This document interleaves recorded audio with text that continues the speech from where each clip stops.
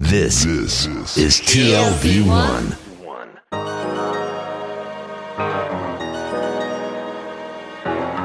The Tel Aviv Review. Hello and welcome to the Tel Aviv Review. I'm your host, Gilad Halpern. Every week we bring you conversations with authors about the books and research and other things that we like. And if you like us, please consider becoming a Patreon supporter by going to our homepage, that's tlv1.fm/Tel Aviv Review. Scroll down to the bottom and click the big red button that says Patreon, click and support us. Some of you have been doing this for months and years, and we simply cannot thank you enough. This episode is a special one, although it's part of a series in partnership with the Israel office of the Konrad Adenauer Foundation, taking a deep dive into issues that shape our lives here in Israel.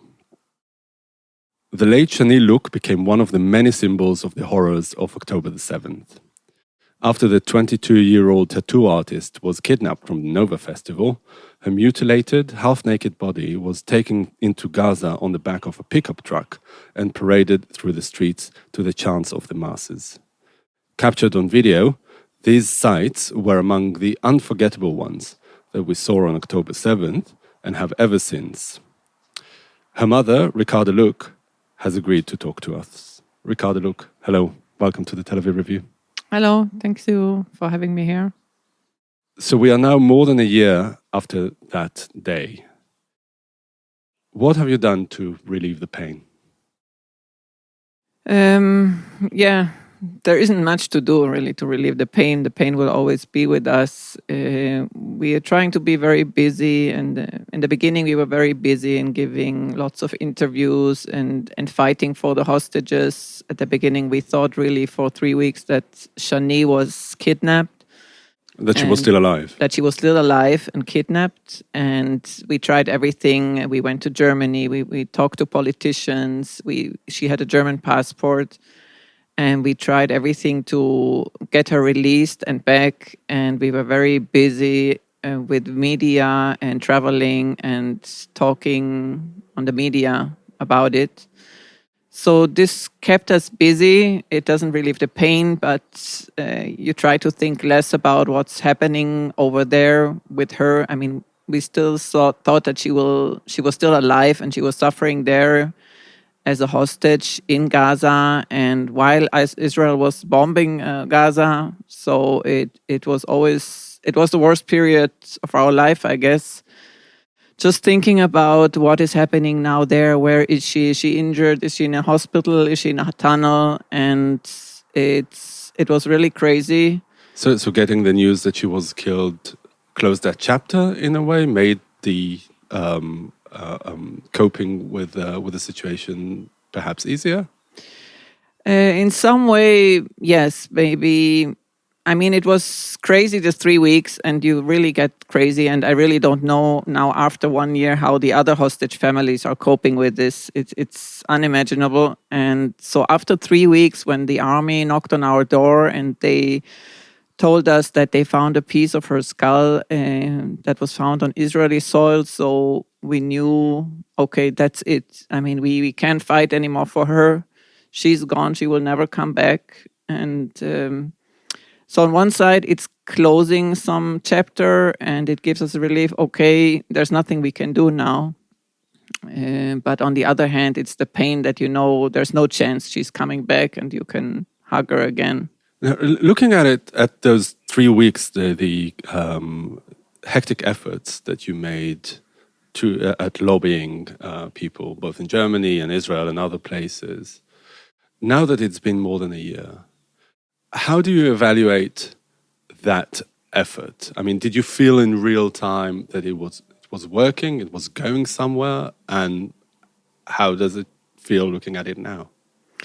I mean, we got a lot of feedback. We did it mostly outside of Israel. Israel was very crazy, chaotic at that time with all the problems here. So we focused really on getting help from Germany and US and other countries. And each time when we talked and we met people, they were really listening and they were really very empathic and they really got it. I mean, when you tell it personally to someone, then they feel it. It's not like they just see it in the news and But did you feel there was something that they were able to do? Germany was very helpful. We had an immediate contact. We could contact them day and night, and they always updated us. But there was nothing to update, really. Most of the updates came from us to them, and they said they're going to all the meetings in Qatar and the negotiations, but we never really saw an outcome, right? So it seems like there wasn't enough power there to do something. I mean, we still in the same situation. We still have hostages there, and no country was really able to free them. So, yeah. Do you have you established any friendly relations with other hostage families? Have you become? Has the terrible experience gelled you as a group? Yeah, we have some families that we really stayed in contact, and it helps, to feel same. You feel that the other people feel the same way than you, and you share something. And we stayed in contact with some of them, and we're still going to media. We're still doing interviews all the time during the whole year. It never really stopped. Do you feel there's anything that you, as a bereaved mother, can do to help the hostage families? To give better awareness abroad, right? People already start forgetting what happened on the 7th of October and what is the start of all this big war. I mean, we didn't want this war, but what happened on the 7th of October was unimaginable. It was a massacre on civilians, and we have to remind the people all over the world that why this happened and what are we fighting for, actually. So. Yeah. Many Israelis and pro-Israel speakers were met with quite a bit of hostility abroad, even in the immediate aftermath of the 7th of October, before, as you said, people started forgetting what was going on there. Did you encounter any hostile responses from anyone, really, even indirectly? Yeah, of course. I mean, you see it all over the social media, right? I mean, we're really, there is more negative responses on social media than pro-Israeli even you personally? Personally, I got also on Instagram, on Facebook, some very ugly comments from all over the world. But it was few, let's say. Most of the comments I got were very positive and encouraging, and also, when I was abroad, I usually got really positive feedbacks, and I wasn't really directly attacked by someone. But indirectly, we do see many comments, yes. Mm-hmm. Do you feel that the politicians that you spoke to in Germany, were they, say, on the right side? I mean, were they really ready and available to, side with the cause? Yeah, I mean, I can talk about the German. We went to the parliament there and we met all the major parties separately. We were a group of a few hostage families with German passports, and we met them in small groups and we talked about what happened on the 7th of October, and everybody seemed to be on our side. I mean, they were very empathetic, and they really... people start crying when they hear, and they couldn't imagine that this is happening. So we did get good feedbacks, and there were also Iranian people and from Turkish and from Muslims, and they were all, we were getting positive feedbacks. Yeah. Was there no equivocation? Like, whenever you told Shani's story, people asked you to, I don't know, condemn the bombing of Gaza or the occupation or whatever. I mean, I'm trying to figure out what the state of affairs of the debate is in Germany. Yeah. So I think with the time, it turned a little bit upside down, right? And the beginning, we had really a lot of positive feedback and empathy for Israel. But with the time, it changed after Israeli attacked and many civilians were killed on the Gaza side. People start changing, and we do. I mean, the last debate, I was in Berlin, and there were also people saying, what about the civilians that were killed by the Israelis, and what about the children and the women? So we do hear those voices, yes. And what do you say to them? Again, we're in a war, right? You can't have a war without civilian victims. I mean, that's unfortunately, I've never seen any war or heard about any war where you can spare the civilians and attack only the army people. It just doesn't work. And it especially doesn't work when you're fighting against terrorists because they're hiding behind the civilian. They're not fighting a normal war, soldier against soldier. They're hiding behind all the civilians' facilities, schools and hospitals and houses of private people. So it's almost impossible to fight them without getting other people injured or killed. And it's unfortunate. And we really don't like women and children and innocent civilians to be killed there. But it's a war. It's really a war for survival for Israel. We've been attacked by 7-8 countries all around us. It's a small, I mean, it's such a small place. It's the size of New Jersey, right? Imagine it. And we're attacked by 7 different countries, Iran and Lebanon and Syria and Jordan. And so it's crazy. It's a survival war for us. And I think people don't understand that we don't want this war. We didn't want this war. But we were attacked and we're still under attack. And this is the way we have to fight back. Yeah. When you said that the German politicians you spoke to mostly were their heart was in the right place, did you feel that they were also able politically to perhaps pull their weight and push for a deal to return the hostages? That there was any sort of like input, pragmatic, concrete input that they were able to have?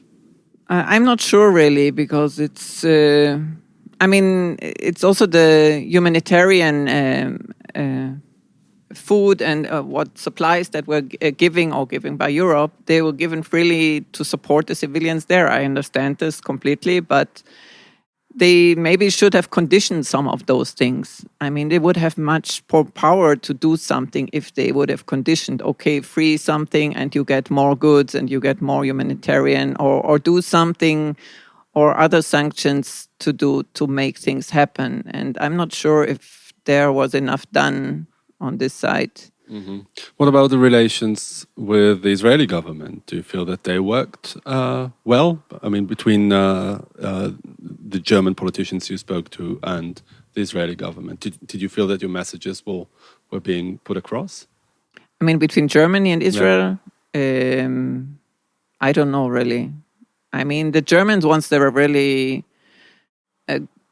acting on the level with the other allies, like with France and Britain and America, and with the negotiations. But you didn't feel that you sort of you needed the attention of the German decision makers you spoke to perhaps pressure or lobby the Israeli government?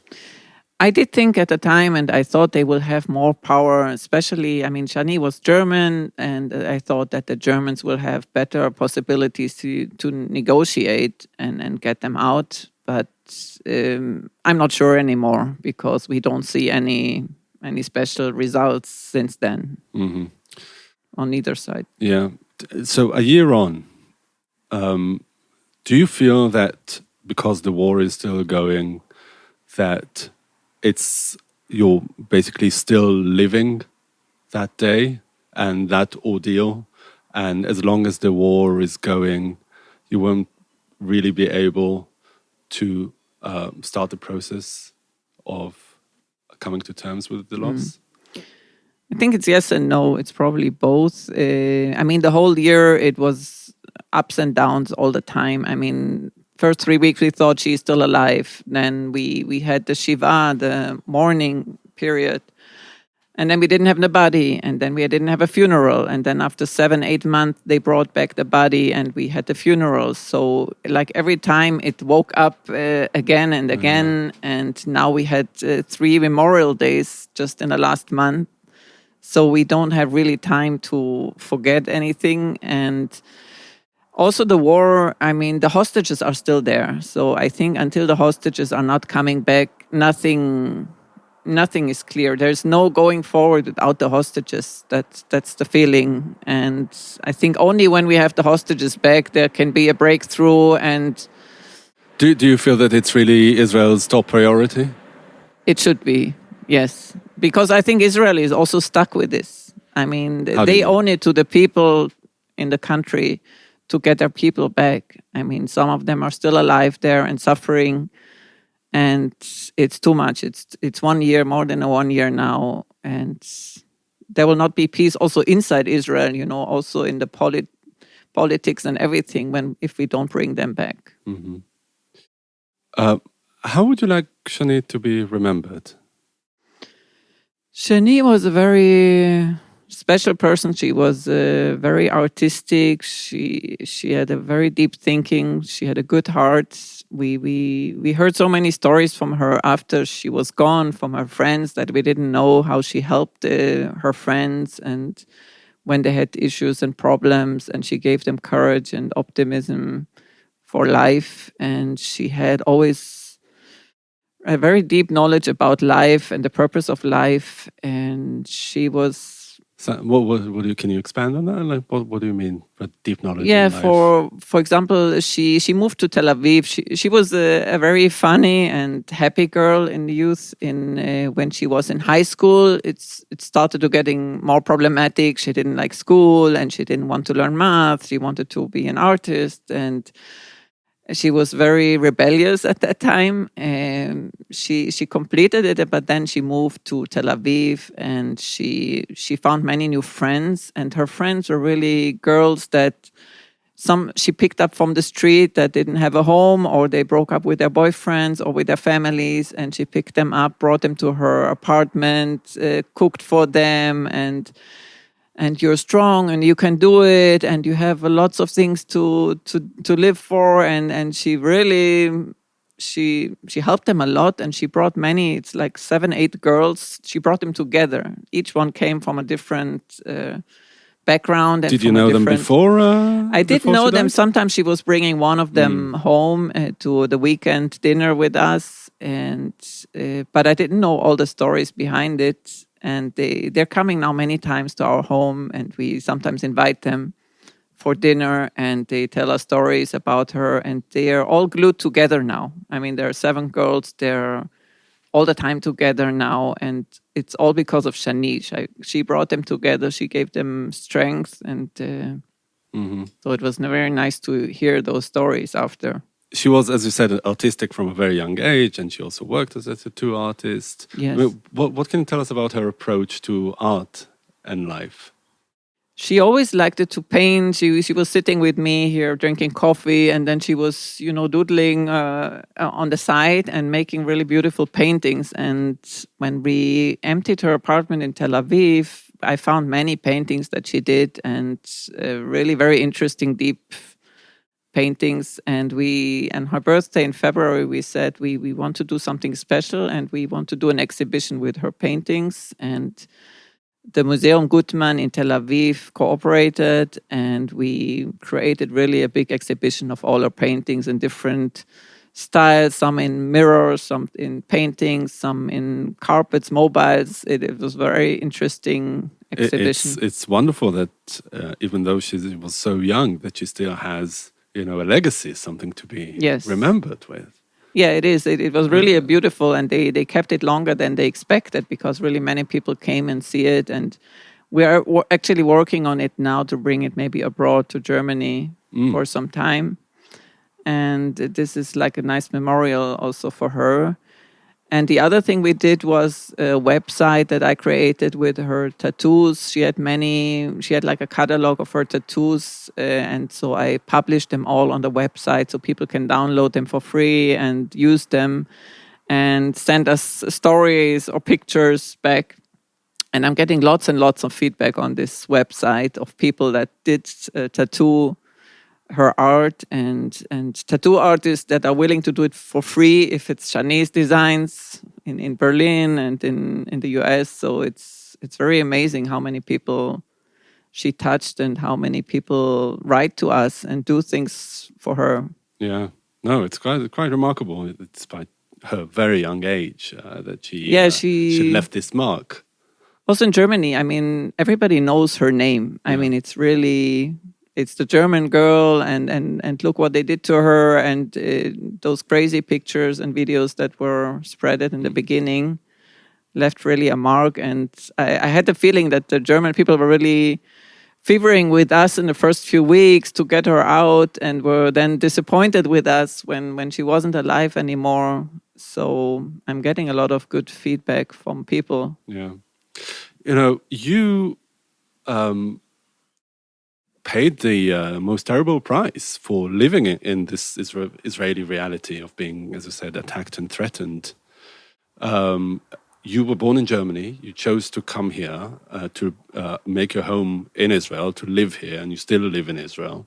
Shani, as you said, had a German passport. She was also free to go wherever and settle wherever in Europe, yet she chose to stay in Israel. Did the experience on the 7th of October and what happened afterwards, did it change in any way your attitude, your relationship to Israel, that, as we said, is elective? You actively chose to be here. Actually, no, it didn't change anything. Neither for worse nor for better. I like to be here. I always like to be here. And it didn't change. And we have a lot of good people here that embrace us all the time and help us, and they feel with us. And it helps, especially in this difficult time. It helped us a lot that people around you understand you and they're with you. This helps a lot. So when I visit Germany, or sometimes in the last year, you know, you tell the story to people, and they don't get it all the time. They can't imagine it. They're in shock. They don't really understand, and you feel always a little bit strange then. And when I come back here, I know that we're all in the same boat, and we all feel it here, and we all. And this is a comfort. Yeah, it is a comfort in this year, especially. That's why I didn't want to be anywhere else now. Many people in Germany said, "Why are you not coming now to Germany? I mean, don't go back to this war country. What do you need it for?" But I said, that's my home now. I mean, I have my house here, I have my family, my kids, friends are here. So I still feel comfortable here and safe. Comfortable and Pretty. hopeful? I mean, what's your, I'm- right now in America, everyone's asking, you know, whether the country is on the right track. Yeah. And I'm asking you, do you think that Israel is on the right track? Are you? It is. Yeah, I have a strange feeling sometimes. Everything looks like it's going into the wrong direction, and it's getting worse and worse and worse. But I'm an optimist for my nature, and Israel has been in many difficult situations before, and I'm hopeful that there will be a breakthrough and there will be a solution for everything, and That the hostages will return? that the hostages will return, that there will be a stop of the fighting, of the war, and Israeli will come back again in strength. So I hope. I don't know. I don't see it exactly how this is going to work at the moment, but there's an interesting story my husband is always telling. If you look back in the World War, when people were led to the gas chambers, Jewish people were led to the gas chambers at that moment, and people were already desperate. Okay, there's no hope. We're probably one of the last Jews here, and everybody was killed. And if somebody would come there and said, look, don't worry, in 4 years there will be an Israeli nation, there will be a country called Israel for all the Jewish people, they would think you're crazy, we are the last Jews, we lost, and we have no hope for anything. How can you say something like this? So in sometimes you don't have hope, and it still happened. You see, in 4 years there was an Israeli country, and nobody could have imagined it at that time. You spoke earlier about the internal divisions within Israel that, as from what you said, are threatening to our existence, if not mental health. How do you see us overcoming that? Because, I mean, I asked you earlier about the hostility from pro-Palestinians and critics of Israel, but hostage families were also subjected to quite a bit of criticism from Israelis. I mean, unbelievably. There were Israelis accusing them of politicizing their cause, etc. How do you see Israel pulling back from that? Yeah, there is some politician sides that are, they jump on the boat with the hostage families and they try to politicize them. Most of the hostage families, they don't want to be involved in politics. They just want the government to react and get their hostages out. That's their main importance and that's their main agenda. So we shouldn't believe really that they're going left, right, or whatever. And this is still a priority and needs to be a priority for everyone. And my heart is with them. I'm not participating a lot in those demonstrations anymore. And because we are also trying to heal and with our loss, and we try to support them, but not so actively anymore like in the beginning. But I can completely understand them, and they're desperate, and everybody has to understand it. And we have lots of split meaning people inside Israel, which is a problem. And this we have to unite again and get all the people on board. And also with the religious people and that they're not going to the army or things like this. There is a lot of discussions about this, which makes people angry. That everybody is supporting now with the army, but many of the very religious ones, they are not supporting and going to the army. So this is causing also a division inside Israel, which is bad. But you think that will pull through? Yes. Yeah, you have, no doubt. Yeah. Yeah, I mean, we have to think possible. I don't know. Yeah. We don't have much choice. Mm-hmm.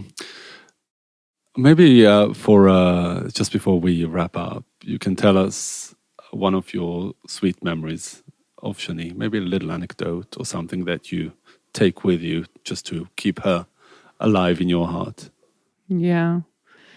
No, the most thing I miss about, or sometimes even now, I'm thinking maybe she's still traveling somewhere and soon she's coming back. And she was like a tornado. She was coming back very lively. Came to our house and she was looking what's there for dinner. And she opened the pots and looking for the food of the Shabbat dinner. And then she was really hungry and couldn't wait for the evening. And then she was sitting with me with a coffee. And then she brought a small snack. And then we were having a Friday dinner together. She always liked to come there, sometimes with a friend, sometimes without. And then she was already off again. Okay, I have a festival to go, parties to go, meet these people, that people. She was always in a hurry, always busy. Her life was very intense and short.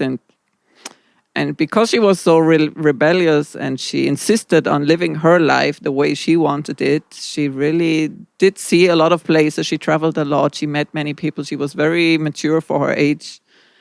And I'm happy now that at least she experienced in her short time of life, she was able to experience life so intense like she did it, at least. Yeah. Ricarda Louk, Shani's mother, thank you very much for joining us today. Thank you. And many thanks to Itai Shelem, the manager of TLV1 Studios, and to the Konrad Adenauer Foundation for their generous support. Now we've got a request, because many or most of you listen to us on the Apple Podcasts app, and we'd like to ask you to please consider writing us a review. You too can support us by going to our website and subscribing onto our Patreon campaign. Check out our archive. It has probably close to 1,000 interviews by now, if not more. Like us on Facebook, follow us on Twitter. And most important, join us again next week for another edition of the Tel Aviv Review. And until then, goodbye.